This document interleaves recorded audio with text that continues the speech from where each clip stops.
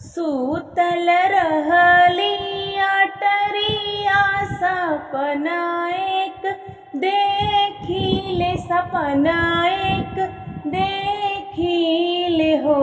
ललना हरियर बास कैनिया आंगनवा के हुरो पेला हो। ललना हरियर बास कैनिया अंगन के हुरो पेला हो। सासू मोरी किरिया धरावेली और समझावेली और समझावेली हो। बहुअर जिनी कहा केहू से सपनवा सपन बड़ा सुंदर हो।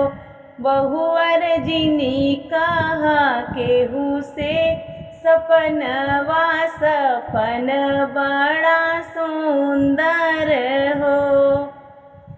एक मास बीतला दूसर मास औरई तीसर मास औरई तीसर मास हो।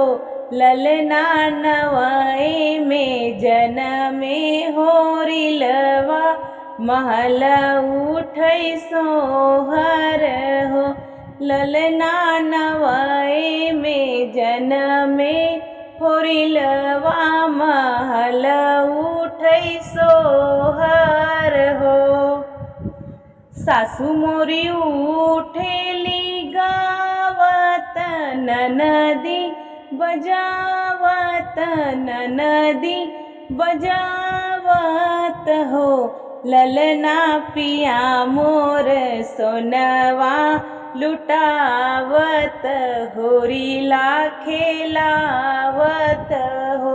ललना पिया मोर सोनवा लुटावत ललना खेलावत हो।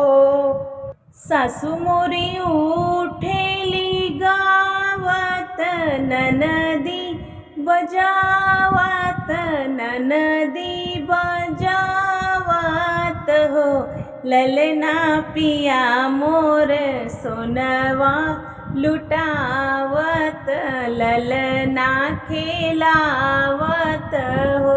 ललना पिया मोर सोनवा लुटावत ललना खेलावत हो।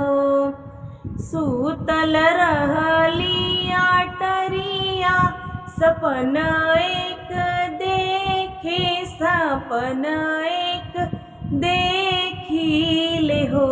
ललना हरियर बास कैनिया अंगन के हुरो पेला हो।